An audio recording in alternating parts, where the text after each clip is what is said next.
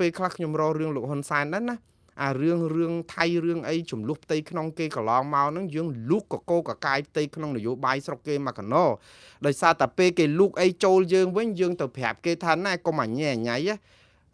អាស៊ានណាគឺយើងអត់មានសិទ្ធិឈ្លានពានអធិបតេយ្យឬក៏រំលោភឈ្លានពានក្នុងដែនអធិបតេយ្យ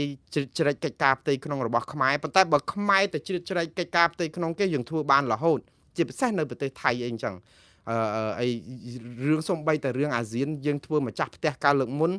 រឿងចំនួនសមុទ្រចិនហ្នឹងធ្វើឲ្យហ្វីលីពីនធ្វើឲ្យវៀតណាមធ្វើឲ្យស្អីគេថ្នាក់ជាមួយយើងដោយសារយើងអែបចិនខ្លាំងពេកបាត់អាខ្លឹមសារអាហ្នឹងយើងធ្វើកើតខ្ញុំថាបើសិនជាលោកហ៊ុនសែនធ្វើដល់ប៉ុណ្ណឹង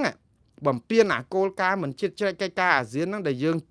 ស្ដីបន្ទោសគាត់សពបែបយ៉ាងមកដល់មកហ្នឹងអាស៊ានខ្លួនឯងហ្នឹងក៏គួរតែធ្វើផ្ដេសផ្ដាស់ឲ្យដូចលោកហ៊ុនសែនវិញមើលលោកចូលជ្រៀតជ្រែកកិច្ចការផ្ទៃក្នុងអាស៊ានដើម្បី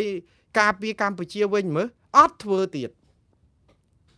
អត់ធ្វើទុកឲ្យកម្ពុជានៅឯកោខ្ញុំថាអានេះវាពិបាកមែនតើវាពិបាកដោយសារតែយើងយកអាគោលការណ៍អព្យាក្រឹតមិនចូលបកសម្ព័ន្ធឬក៏មិនជ្រៀតជ្រែកកិច្ចការផ្ទៃក្នុងរបស់ផងទាំងពួងហ្នឹងតែនេះគឺតែពេលគេទម្លាក់គ្រាប់ក្នុងដែនអធិបតេយ្យប្រទេសដទៃហើយយើងគិតថាអាហ្នឹងមិនជ្រៀតជ្រែកវាអត់ទេយុត្តិធម៌សម្រាប់មនុស្សជាតិទាំងមូលលើពិភពលោកសម្ដាប់ធ្នាប់ពិភពលោកអត់មានរឿងអីដែលនៅស្ងៀមបានទេយើងមើលដល់ពេលដែលឃើញអ្នកណាម្នាក់ធ្វើបាបអ្នកទុនខ្សោយតើយើងមនសិការរបស់យើងឈរអោបដៃមើលឲ្យមិនតមាត់អីសោះឬយ៉ាងម៉េចត្រូវចាំថាអំពើអយុត្តិធម៌តើកើតឡើងនៅលើអ្នកណាក៏ដោយវានឹងកើតឡើងលើអ្នកដតីហើយវានឹងកើតឡើងគ្រប់កន្លែងបើយើងឈរអោបដៃមើលអានេះគឺជាទង្វើដែលខ្មែរយើងធ្លាប់ធ្វើយូរហើយនៅពេលដែលអំពើអយុត្តិធម៌កាត់ឡើងលើគណៈបកប្រឆាំងគេរំលាយគេធ្វើបាបគេកែរដ្ឋធម្មនុញ្ញគេធ្វើអីធ្វើទុកបុកម្នេញធ្វើអីយើងនាំគ្នាឈរដៃអោបដៃមើលហើយដោយតាំងតែហ៊ានខ្មែរទៀតប្រហែលជាខ្ញុំមិនចង់និយាយថាជាបណ្ដាសាទេតែហ៊ានខ្មែរកងទ័ពខ្មែរហ្នឹងលូកដៃជ្រៅក្នុងនយោបាយពេលដែលគេរំលាយគណៈបកសង្គ្រោះជាតិចេញសារថ្កោលទោសលោកកឹមសុខាលោកសំរងស៊ីសិតតែបាត់ក្បត់ជាតិ4 10ចំនួន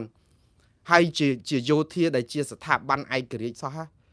ហើយដល់ពេលឥឡូវយើងត្រូវបណ្ដាសាគេទៀតដោយសារអីដែលយើងយកស្ថាប័នយោធាឲ្យលោកឡំនៅក្នុងនយោបាយតែយើងខ្សោយខ្លួនយើងប៉ុន្តែម្ដងទៀតបងប្អូនខ្ញុំនៅតែបន់ស្រន់ឲ្យបងប្អូនទៅហ៊ានជួមុខទាំងអស់ឲ្យអរុកអរិយអ្នកតាពលឹងដូនតាបពៈបរោះខ្មែរនៅជួយតាមថែរក្សាការពារសុវត្ថិភាពរបស់គាត់ឲ្យរួចផុតពីមាចង្រៃ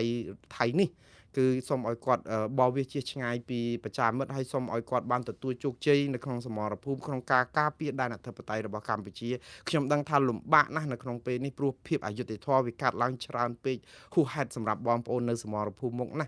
បងប្អូនត្រូវរងគ្រាប់យ៉ាងអយុត្តិធម៌បំផុតដែល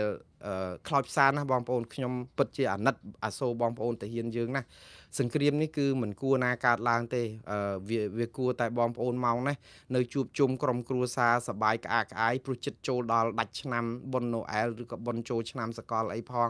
ឥឡូវនេះនៅភ័យព្រួយឬក៏អាចត្រូវរបួសកំពុងសម្រាកព្យាបាលឬក៏បានពលីជីវិតបាត់ទៅហើយ